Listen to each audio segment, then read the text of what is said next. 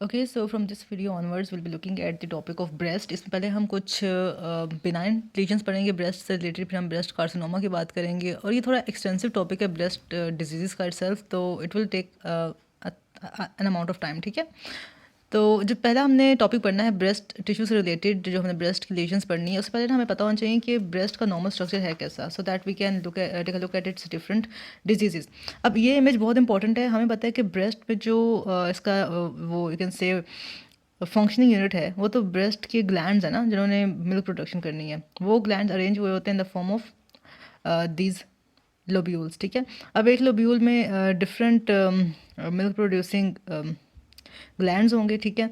और अब ये जो हर एक लोब्यूल का एक तो अपना स्टोमा होगा जिसको हम कहेंगे इंट्रा लोब्यूलर स्टोमा, और हर एक और बिटवीन टू लोब्यूल्स जो दरमियान में स्टोमा प्रेजेंट होगा, जो कि रेड कलर में नजर आ रहा है, this is the inter lobular stoma. अब जो ब्रेस्ट की लीजन्स है जो कि स्टोमा से राइज कर रही हैं, वो इंट्रा लोब्यूलर स्टोमा से भी राइज कर सकती हैं और इंटरलोब्यूलर स्टोमा से भी राइज कर सकती हैं, ठीक है। तो अगर इंट्रालोब्यूलर और इंटरलोब्यूलर की बात हो तो हमें कंफ्यूज नहीं होना कि जो हर एक इंडिविजुअल लोब्यूल का स्टोमा है उससे हम कह रहे हैं कि इंट्रालोब्यूलर स्टोमा है, और जो बिटवीन टू लोब्यूल स्टोमा पड़ा हुआ है या फाइब्रस टिश्यू पड़ा हुआ है, उसे हम कह रहे हैं this is a inter lobular stoma. एक तो ये बात पता चलनी चाहिए, ठीक है। दूसरा है कि जो लोब्यूल्स हैं उनका इफ़ यू कैन सी, तो एक ब्लू सा हमें लेयर नजर आए, this blue is the epithelial layers, जो कि इसको हम ल्यूमिनल सेल्स भी कहते हैं लोब्यूल के। तो हर एक लोब्यूल के अंदर एक जो ब्लू सी लेयर है, that is the epithelial cells of the lobule और the luminal cells of lobule. इसके अलावा इसके बाहर में एक ब्लैक सी लेयर नजर आ रही है, that is the myoepithelial layer. Myoepithelial layer में कुछ मसल सेल्स प्रेजेंट होते हैं जो कि फिर एक्सप्रेशन ऑफ मिल्क में हेल्प करते हैं, ठीक है। अच्छा, इसके अलावा ये तो हमने बात कर ली इंट्रालोब्यूलर स्टोमा की, इंटरलोब्यूलर स्टोमा की, जो लोब्यूल्स का एपिथेलियम है उसकी, मायोएपिथेलियम की। और इसके अलावा और जो इंपॉर्टेंट इसमें चीज़ें वो यही हैं, इसमें वेजल्स पड़ी हुई हैं, तो वेजल्स का हेमेंजियोमा हो सकता है, वेजल्स का मैलिग्नेंट ट्यूमर होगा तो एंजियोसार्कोमा होगा, ठीक है। अच्छा, अब हमें बेसिक स्ट्रक्चर समझ आ गया ब्रेस्ट। अच्छा, एक तो लोब्यूल्स हैं, लोब्यूल्स से आगे निकलती हैं डक्ट्स। डक्ट्स के बारे में पता होना चाहिए, तो डक्ट्स के लेवल पे भी डिजीज़ हो सकती है, लोब्यूल्स के लेवल पे भी डिजीज़ हो सकती है, स्टोमा के लेवल पे भी डिजीज़ हो सकती है। तो इसी तरह से हमने इसकी लीजन को डिवाइड किया हुआ है। अभी जो हम इसकी दो डिजीज़ पढ़ेंगे, फाइब्रोएडेनोमा और फाइलोडिस ट्यूमर, ये दोनों ही प्योरली ब्रेस्ट के स्टोमा की डिजीज़ है, ठीक है। अब इसमें हमें खाली ब्रेस्ट के स्टोमा को डिस्कस करना है, इसमें लोब्यूल नहीं इन्वॉल्व, ग्लैंड्स इटसेल्फ नहीं इन्वॉल्व, या डक्ट्स नहीं इन्वॉल्व, ठीक है, या निपल नहीं इन्वॉल्व। तो इस तरह से हमें पता होना चाहिए कि हम किस एरिया की डिजीज़ को पढ़ रहे हैं, ठीक है। अच्छा, एनीवे, तो जो हम स्टोमल नियोप्लाज्म्स की बात करते हैं, स्टोमल मतलब स्टोमा से डिराइव्ड, इसमें दो इंपॉर्टेंट दो तरह के हमारे पास स्टोमल लीजन्स आती हैं, तो इंट्रालोब्यूलर स्टोमा इन्वॉल्व हो सकता है या इंटरलोब्यूलर स्टोमा इन्वॉल्व हो सकते हैं, ठीक है।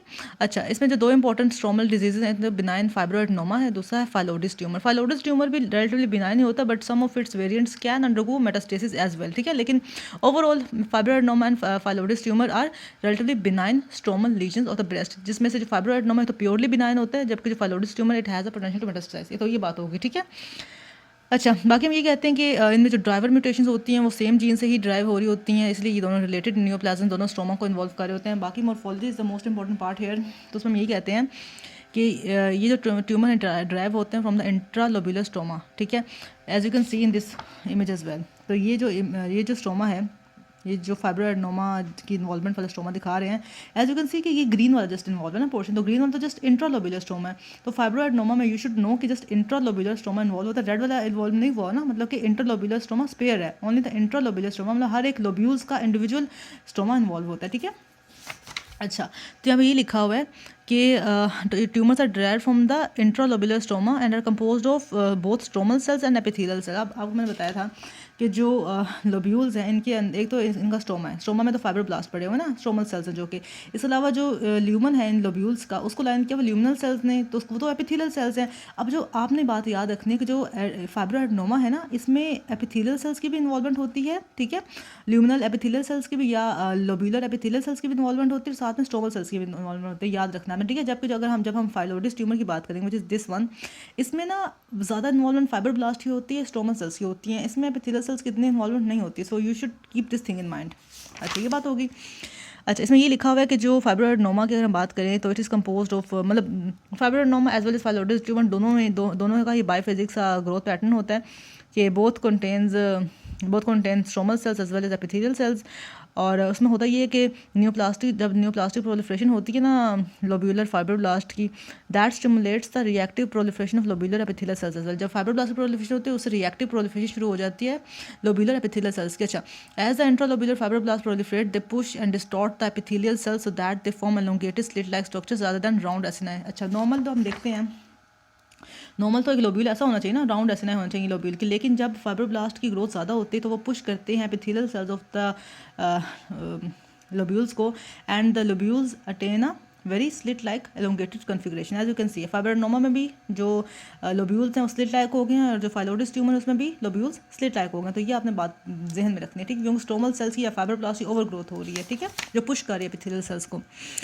अच्छा, एनीवे ये लिखा हुआ है। अच्छा, अगर बात करिए जाए बिनाइन फाइब्रोनोमा को, जो कि हमेशा बिनाइन ट्यूमर होता है, the tumour mass has circumscribed borders, क्योंकि बिनाइन है, एंड लो सेलुलैरिटी। इसमें माइटोटिक एक्टिविटी बहुत ज़्यादा नहीं होती है, सर्कमस्क्राइब्ड बॉर्डर्स होते हैं इसके, और हमें माइटोसिस भी रेयर मिलता है, मतलब माइटोटिक एक्टिविटी नहीं होती इतनी, क्योंकि बिनाइन ट्यूमर है। बाय कंट्रास्ट कहा जाता है कि जो फाइलोइडिस ट्यूमर है उसमें stromal cells tend to outgrow the epithelial cells, जो मैं पहले आपको एक्सप्लेन कर चुकी हूँ, resulting in bulbous nodules of proliferating stromal cells. जब स्टोमल सेल्स ज़्यादा ग्रो करते हैं, मतलब कि स्टोमल सेल्स में माइटोटिक एक्टिविटी हाई चल रही है, जिसके नतीजे में क्या हो गया कि बल्बस नोड्यूल्स बन गए हैं प्रोलिफरेटिंग स्टोमल सेल्स के, and are covered by epithelium, मतलब उसको बाहर से एपिथेलियम ने कवर किया और वो बड़े बड़े से बल्बस से नोड्यूल्स बन रहे हैं proliferating stromal cells covered by epithelium. इसको वजह से ना कैरेक्टरिस्टिक फाइलोइडिस या लीफ लाइक अपीयरेंस मिलती है, या लीफ लाइक ग्रोथ पैटर्न मिलता है हमें फाइलोइडिस ट्यूमर का। जब हाई ग्रेड फाइलोइडिस ट्यूमर होता है उसमें होता है एपिथेलियम में भी स्कैंड और एब्सेंट प्रोड्यूसिंग सार्कोमेटस अपीयरेंस, मतलब कि जो वेरी हाईली मैलिग्नेंट फाइलोइडिस ट्यूमर है उसमें ये जो स्टोमल सेल्स हैं इनके माइटोटिक एक्टिविटी इतनी हाई होती है कि ये मतलब एपिथेलियल सेल्स को रिप्लेस कर देते हैं, epithelial cells are mostly absent, and overall 2% of phyllodes tumour also can have the potential to metastasize to distant sites. ये बताना चाहिए कि तो इसमें ये हुआ कि फाइलोइडिस ट्यूमर थोड़ा डेंजरस है, फाइब्रोनोमा थोड़ा रिलेटिवली बिनाइन है। अच्छा, जो लीजन्स हैं इंटरलोब्यूलर स्टोमा की, ये तो हमने बात करी ना कि ये इंट्रालोब्यूलर स्टोमा की लीजन्स है, इसके अलावा इंटरलोब्यूलर स्टोमा की भी लीजन्स हो सकती हैं, वो मोनोफेजिक होती है, उसमें जस्ट फाइब्रोब्लास्ट इन्वॉल्व होंगे, एपिथेलियल सेल्स की इन्वॉल्वमेंट नहीं होगी, ठीक है, जैसे मेसेनकाइमल इन्वॉल्वमेंट होगी। और इसमें एक तो बिनाइन सॉफ्ट टिश्यू ट्यूमर्स होते हैं जो कि बाकी भी जगहों पे हो सकते हैं, लाइक हेमेंजियोमा है तो वो कहीं भी हो सकता है, तो साथ में अगर वही हेमेंजियोमा स्टोमल सेल्स का ट्यूमर ब्रेस्ट में पाया जाएगा, ठीक है, या लाइपोमा ब्रेस्ट में पाया जाएगा तो वो वहाँ का इंटरलोब्यूलर ट्यूमर बन जाएगा, ठीक है। और जो मैलिग्नेंसी इंटरलोब्यूलर स्टोमा में हो सकती है उसमें एंजियोसार्कोमा आ जाता है, विच में arise in the breast after local radiotherapy. जब हम ब्रेस्ट को लोकल रेडियोथेरेपी देते रहेंगे इट इज़ पॉसिबल कि उसमें एंजियोसार्कोमा बन जाए। अच्छा, तो बस यही है, ये आप स्लेट लाइक अपीयरेंस देख सकते हैं किस तरह से पतली सी बन गई हैं, स्लेट लाइक लोब्यूल्स हो गए हैं, नॉर्मली ब्रेस्ट के लोब्यूल्स ऐसे नहीं होते, ठीक है। बाकी बस यही है, एज यू कैन सी है दिस इज फाइब्रोनोमा जिसमें एपिथेलियल कंपोनेंट भी है, स्टोमल कंपोनेंट भी है। दिस इज फाइलोइडिस ट्यूमर जिसमें स्टोमल कंपोनेंट ने आउटग्रो कर दिया है स्टोमल कंपोनेंट ने आउटग्रो कर दिया एपिथेलियल कंपोनेंट को, और जो इसकी अपीयरेंस है वो लीफ लाइक है।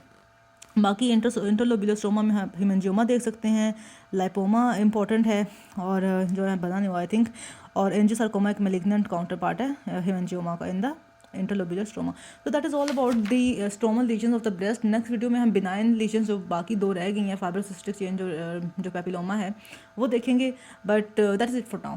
सी you in the next video इंशाल्लाह। अल्लाह हाफिज़।